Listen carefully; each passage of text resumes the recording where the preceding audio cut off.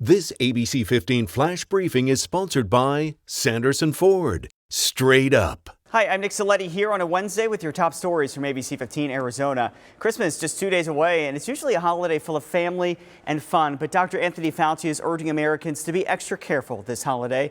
The director of the National Institute of Allergy and Infectious Diseases says the U.S. could see another surge if Americans travel for the holiday. But Fauci says it doesn't mean he wants to cancel Christmas. Instead, he's just asking people to not have big gatherings. Whenever I talk about being careful, someone will say, well, he wants to cancel Christmas. I don't want to do that. I want people to be more careful. I want them to limit traveling to the extent possible. And when you congregate, try to do it with a limited number of people, preferably people in the same household or a few close people. Federal officials are reporting record-high pandemic travel. Airports nationwide screened more than 4 million air travelers between Friday and Monday. Dr. Fauci called that type of travel risky. There will be 2 pharmacies assisting in the vaccine distribution, both CVS and Walgreens. Long-term care facilities in some states have already started getting the vaccine from Walgreens, and more facilities will get it in the coming days. The company also plans to launch mobile clinics to reach underserved communities.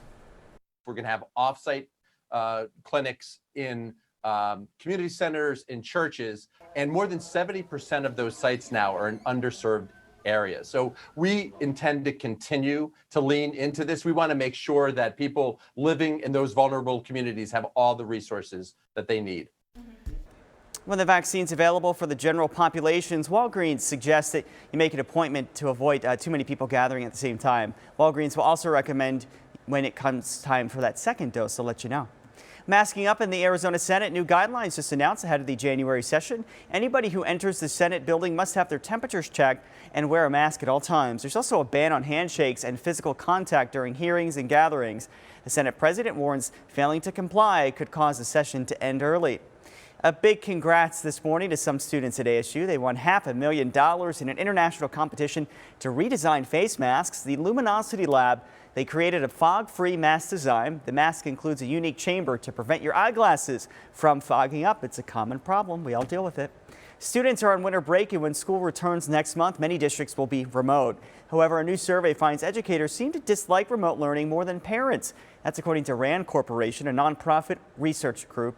About 2/3 of teachers say students weren't prepared for grade-level work. They also say students who were fully remote were completing less of their assignments and were absent more often. Teachers also reported high levels of stress and burnout. The survey also found lower-income students are suffering the most during this time. Low-income students are more likely to attend schools that are fully remote during the pandemic than middle and upper income students. And it's the lower income parents on the surveys who are most concerned about their children falling behind academically during the pandemic. Low-income students are less likely to have the devices and internet access necessary for online learning.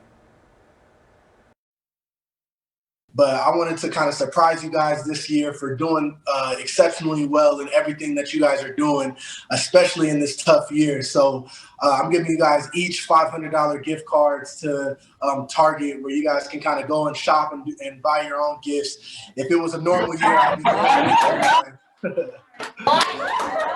Look at this, a special surprise from Arizona Cardinal Devon Kennard, speaking with a group of Valley students who were just recognized for thriving in academics with their community during this year's very tough year. The kids then writing thank you messages to the Cardinals linebacker.